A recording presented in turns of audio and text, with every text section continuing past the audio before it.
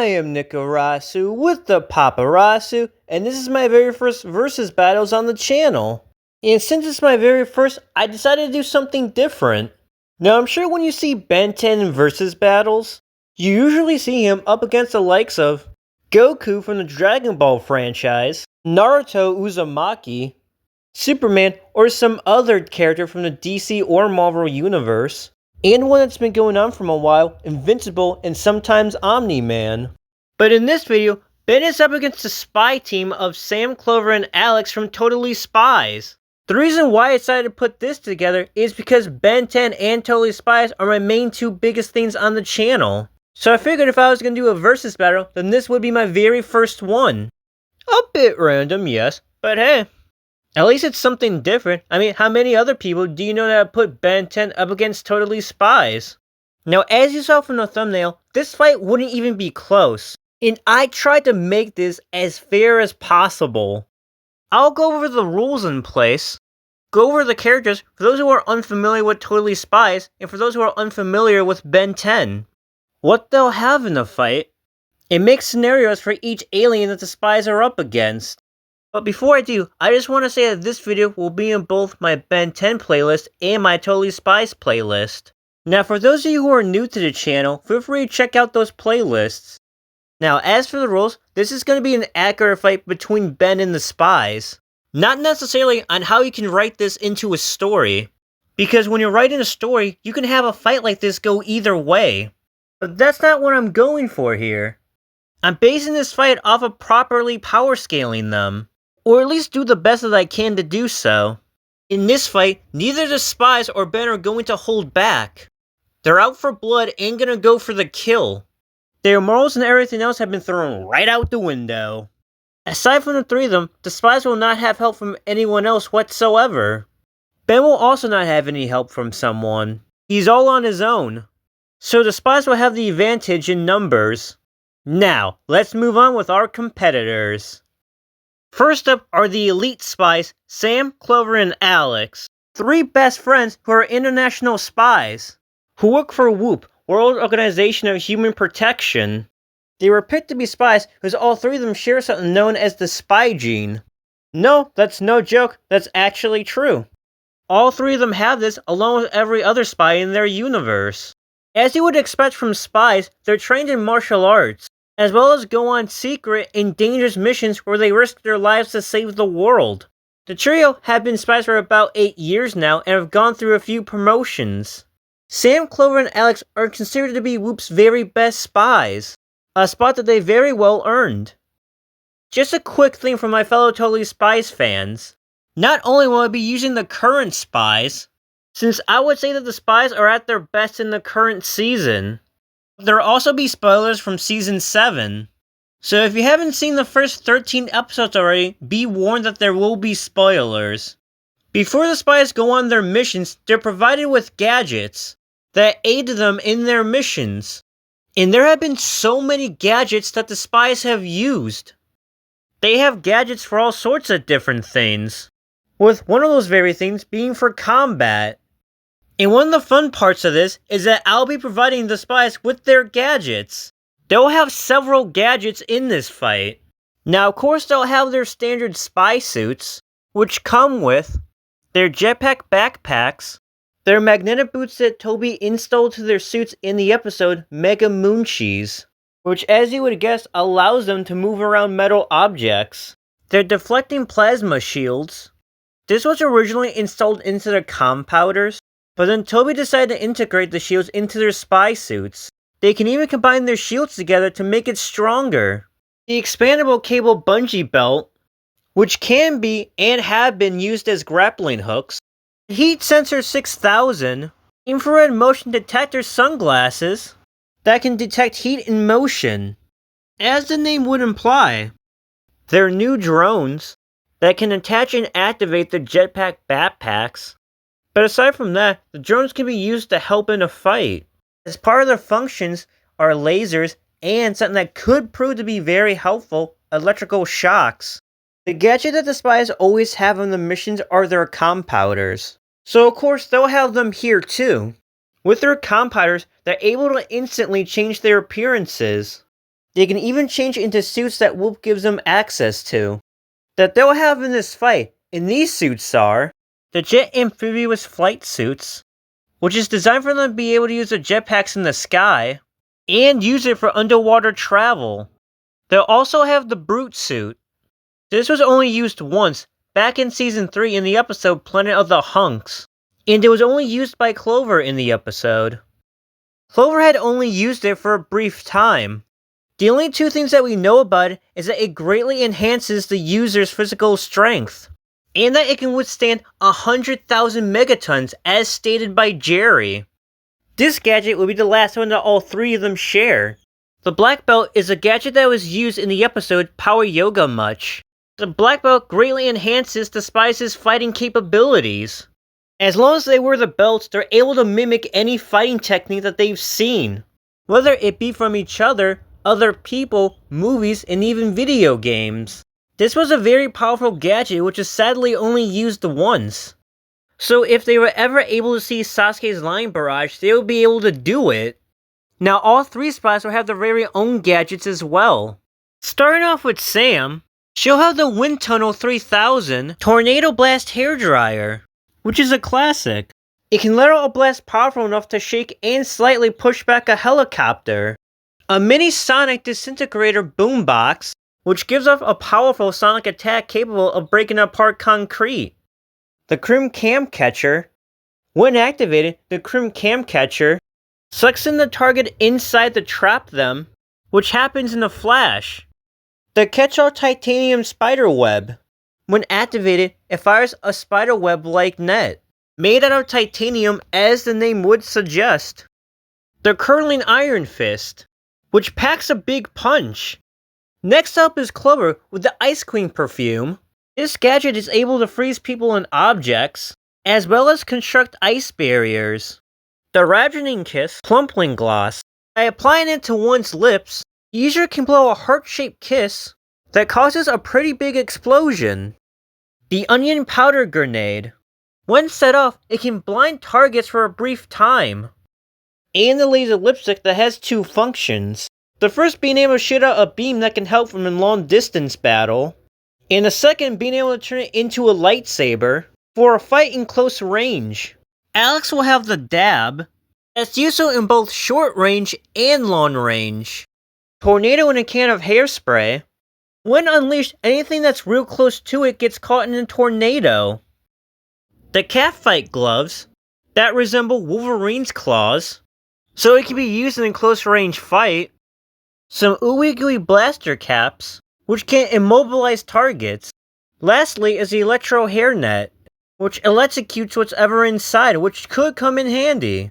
And their opponent, the baddest kid to have ever saved the day, Ben 10. Ben was on a road trip with his grandfather and cousin for summer vacation. On that night, Ben came across a device that attached to his wrist, and that device is the Omnitrix, which allows him to turn into aliens. With the help of his family, he'd spend the rest of the summer kicking bad guy butt, whether they're humans or aliens. As time and the series would go on, Ben would unlock more aliens, with different abilities and powerful in their own right. As Ben gets older, he becomes more experienced and his aliens become more powerful, since the aliens age with Ben. Experience also made Ben more powerful. Before, Ben was only able to turn into one alien before the Omnitrix timed out. Eventually, Ben would discover that he'd be able to switch from alien to alien and be able to do so. Ben would even obtain new versions of the Omnitrix that only made him even more powerful. The Spies have absolutely no chance against any of these Bens. And so, I wanted to make this as fair as possible for the Spies. And so I decided to put them up against a younger and less powerful version of Ben. So they'll be up against Classic Ben. Now here, Ben will only have access to his original 10 aliens, which are the very 10 aliens that you see right now. Plus, Ben will be restricted from switching from alien to alien, as he couldn't do that when he only had his original 10 aliens, and he'll only be in his aliens forms for 15 minutes at most, since the Omnitrix will eventually time out and turn him back into human. Like I said before, I'll give a scenario where the Spies are up against each alien. and I'll bring up feats and use them to determine who would win.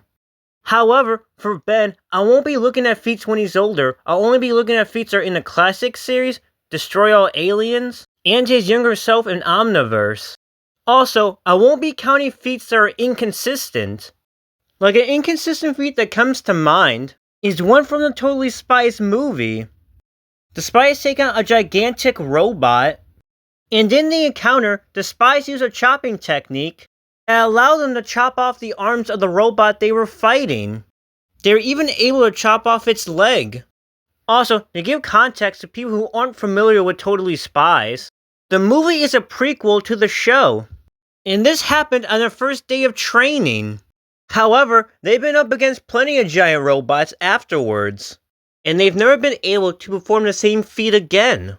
Like when they faced a giant robot from Season 3 in the episode Planet of the Hunks. They don't even attempt to try to chop its arms and legs off. Sam even says that just the three of them working together wouldn't be enough to take it down. They face another giant robot in Season 4, and they still don't attempt to try to chop its arms and legs off. And we see that they're able to react and move away from its punches. They would have had an easier time taking the robot down if they were able to chop its arms and legs off. In Season 6, which came out after the movie, they charged at the robot but didn't attempt to chop its arms and legs off. Even in Season 7, when they're up against Frankenpanda, they still don't attempt to chop its arms and legs off. Now that I've went over the rules, gave and laid out all the gadgets that the spies will have, and explained what Ben will have access to, as well as what he'll be restricted from, we can begin. We'll start with my favorite of the classic 10, Forearms. Forearms has immense strength, which is immeasurable compared to anything that the spies have ever faced before. The retractable claws, the laser lipstick saber, and the curling iron glove wouldn't be very helpful against Forearms. Now, in a straight-up fight, with the spies having the brute suits and the black belts on, they wouldn't stand a chance against the strength that Forearms possesses. Something that's important to bring up, even though Clover was able to damage this robot with the brute suit, it did, however, get back up. Clover tells Sam and Alex that she'll distract the robot while they go inside to control it. Despite what Clover was able to do, this to me suggests that Clover, even with the brute suit, couldn't defeat this robot on her own. If she could, then why didn't she tell Sam and Alex to get inside the robot to see if they could control it? If Clover could have defeated the giant robot with the brute suit, then I don't think she would have told Sam and Alex to go inside the robot to see if they could control it. It would seem pretty pointless if she could just defeat it on her own. Even if we were to say that this wasn't the case and Clover could have defeated the robot on her own, it would still be a feat that will fall short to Forearms. In the episode, The Big Tick, we're told that the creature known as the Great One goes around devouring energy from planets and ends up destroying them. Its shell is durable enough to survive the destruction of a planet. Forearms, however, was able to crack its shell. Because of this feat, Forearms' AP far surpasses anything that the spies have done. Sure, Forearms may have not won this, but being able to crack the Great One's shell is a feat more impressive than being able to knock down a giant robot. I'd even go as far as to say that Forearms has other feats of strength and AP that's still far above what the spies can do even with the brute suits. As for the shields, they could try to use it for defense, but we don't know the exact limits of their shields. We don't know for sure how strong they are exactly, or how long the spies can maintain them. In this scene right here, we see Clover struggling after using it for a brief time. Even if the shield is capable of protecting them for a long period of time, Clover may not physically be able to maintain the shield for a long length of time. Now, I'm willing to bet that a punch from Forearms is going to have more impact than cheese being shot at them. I would say that Forearms is absolutely strong enough to break their shields, but if their shields are indeed strong enough to withstand anything, the impact from Forearms' punch would still send them flying, which would definitely kill them. Now, you're probably thinking that since the spies can't face them up close, it's best to keep their distance, and to just use their other gadgets to take them down. However, Forearms isn't only dangerous up close. He can do stuff from a distance. Forearms is capable of clapping his hands together to create a shockwave.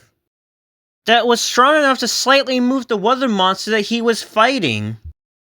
Despite his size, Four Arms is fast and agile, as he's able to leap very high.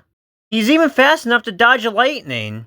Now, the only two things that the Spies could use that could help against Four Arms are the Electro Hairnet and the Crim Cam Catcher. Four Arms is likely gonna be able to take all three of them down before they have a chance to use their gadgets. They would lose the fight long before the Omnitrix times out. So the winner is Four Arms with no difficulty. Next, the Spies are up against my second favorite of the original 10, Diamond Head. Now, Diamond Head may not be as strong as Four Arms, but he's still pretty strong. And possibly even stronger than the Spies in the Brute suits. Diamond Head on more than one occasion was able to go toe-to-toe with Kevin 11 in his first mutation form. And if you take a good look, he hits Kevin hard enough to make him spit. As Diamond Head was fighting Malware, he managed to send him flying. Which goes to show how strong he is. Malware is strong enough to push back Four Arms, and Kevin was able to once overpower Four Arms. Seeing as how Diamond Head was able to go toe-to-toe with Kevin, and had managed to overpower Malware, I would say that Diamond Head could overpower the Spies in their Brute suits. But even if I were to entertain the idea that the Brute suits are stronger than Diamond Head, Diamond Head would have another way of dealing with the Brute suits. He could just turn his arms into blades, and use them to pierce through the Brute suits. Now, I don't know how durable they are when it comes to piercing, but I seriously doubt that they're durable enough to not get pierced by Diamond Head. Another thing that Diamond Head can do... Another... He could freeze the Spies, and if they are capable of breaking themselves free, Diamond Head could just pull a Sub-Zero before they have the chance to. So the Brute suits wouldn't do any good against Diamond Head either. And most of their other gadgets would prove to be useless against Diamond Head as well. Due to his diamond-hearted skin, he won't feel anything from their gadgets. However, there are two gadgets that could possibly help them. First is once more the Crimson Cam Catcher, and a Sonic Disintegrator Boombox. Now this would be very useful to use against Diamond Head. Despite his diamond-hearted skin, he's vulnerable to sonic attacks. Sonic attacks have shown that they can crack Diamond Head's skin. Get to the point! Alright, damn. Diamond Head can create barriers that can protect him from sonic attacks. And afterwards, can just shoot out crystals at the Spies. Or instead, just throw something like this at them. So Diamond Head wins with no difficulty. Now moving on to my third favorite of the original 10, Heat Blast. While the other two would be short fights as well, this one will be even shorter. All Heat Blast would have to do is go Supernova. And remember, the Brute suits can only withstand 100,000 megatons. And a Supernova far exceeds that. Absolutely nothing will be left of the Spies. So the winner is Heat Blast with no difficulty. Next up is Accelerate. Given his name and power, this will be the quickest fight out of all of them. Accelerate is capable of moving so fast that it seems time stops. He can take out the Spies before they could even move. Accelerate wins with no difficulty. Next up is Ghost Freak. And there isn't much to say since he has the powers of a ghost. If he were to go invisible, the Spies could just use a Heat Sensor 6000 infrared motion detector sunglasses to spot him, and could attempt to use a Crimson Cam Catcher, but Ghost Freak could just phase through the ground and avoid it, and then come back up and attack the Spies, or possess them. So Ghost Freak wins with no difficulty. Now I know that I didn't mention any of Ghost Freak's feats, but I didn't think I needed to, considering the fact that the Spies have never fought a ghost before. They don't have the experience, the equipment, or the willpower to handle one. Next up is Wild Mutt. And this one is a bit different from the others. When it comes to fighting, Wild Mutt would only be useful in close range. He doesn't have any abilities that can be used in long range distance. When it comes to Wild Mutt's strength, moving fast, his headbutts can send a Limax flying.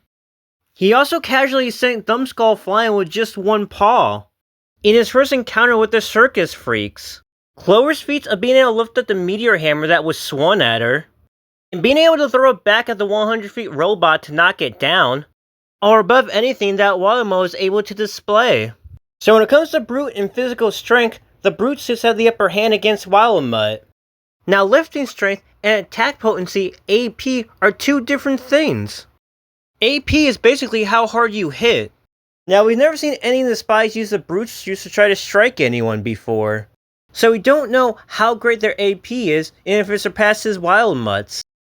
And since Wildmutt has displayed his feats of AP, we can say that Wildmutt has greater AP than the brute suits, when we know nothing about the AP of the brute suits. Aside from having greater AP, Wildmutt is also faster and more agile. So since he's in a 3v1, he can use his speed and agility to move around, as well as take a shot at using his teeth and claws to pierce through the brute suits, since they're strong enough to pierce through metal. But it's possible that one of the spies could catch him and do something as simple as slam him to the ground, or throw him through a wall, or just hit him with a car.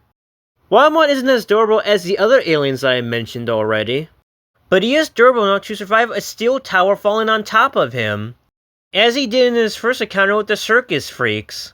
He may be able to take a heavy hit or two from the spies, but he isn't durable enough to take so many heavy hits like that.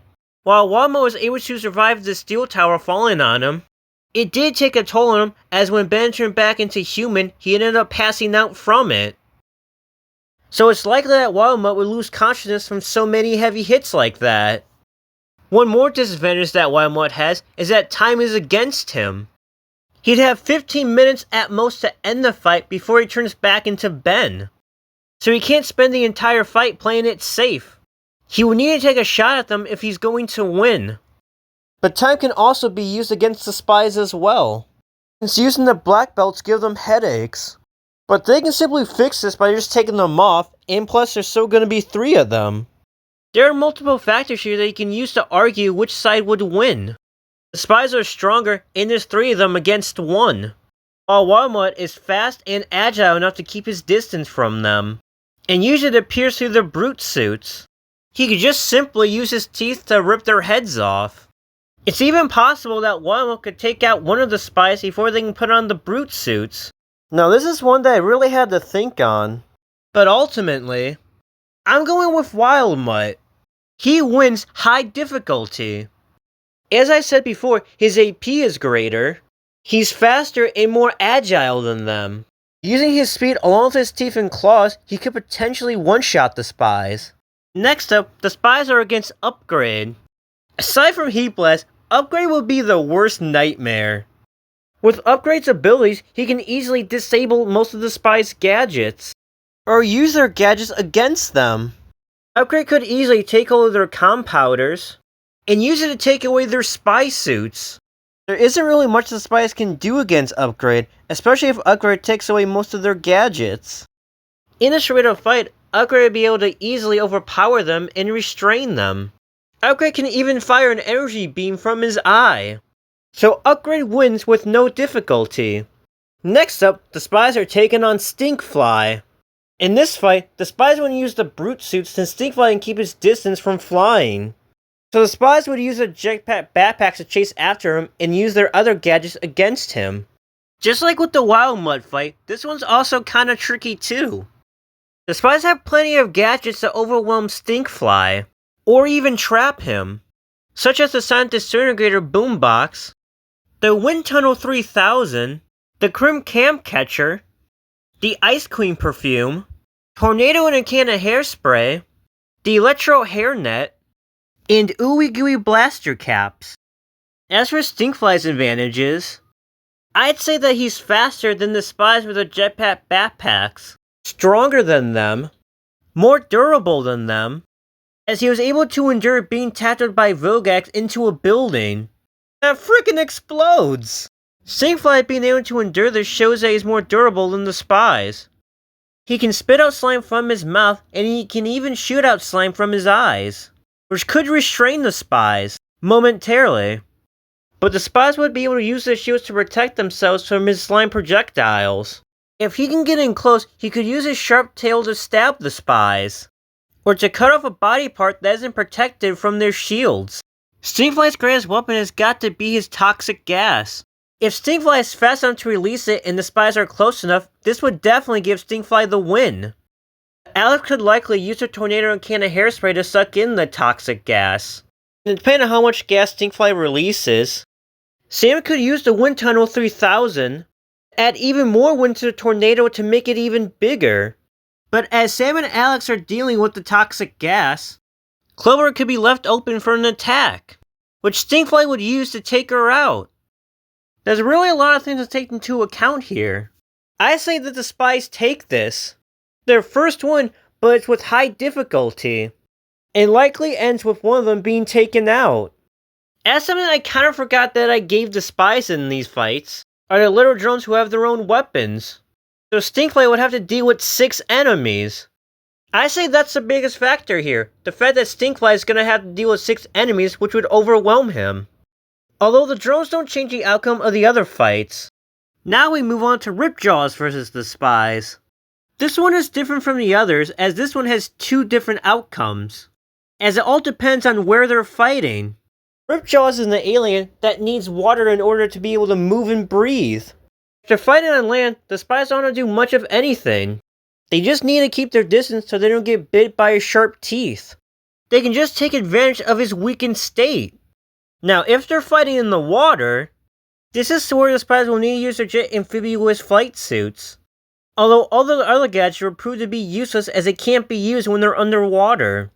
So the Spies will only have that and their drones. Ripjaws would absolutely blitz them. Ripjaws is really fast underwater. This is how fast the Spies are underwater.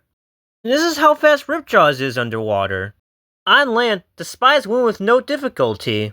In the water, Ripjaw wins with no difficulty. Now for our final bout, Grey Matter versus the Spies. Grey Matter is a tiny alien. He's a thinker, not a fighter. He's the second worst alien to be in this fight against the Spies. There'd be nothing that Grey Matter could do against the Spies. He could try to run, but there's no way he can get away from the Spies and their drones. So the Spies win with no difficulty. And that covers all the fights. Depending on location, Ben wins 8 out of 10 times. Also depending on location, the Spies win 3 out of 10 times. Most of Ben's aliens clear with no difficulty. Now that we've reached the end of this video, what do you guys think? Do you guys agree with things that I've said in this video? Do you have any disagreements on outcomes? In the comments, tell me why you disagree. You can even share your thoughts on how I tackled this. From saying and showing feats and power scaling. You can even comment if you completely agree with me. Or that you thought I handled this very well. Now if you enjoyed this video, please give it a like. For those of you who are new to my channel, feel free to check out my other videos, shorts, posts, and subscribe if you haven't already.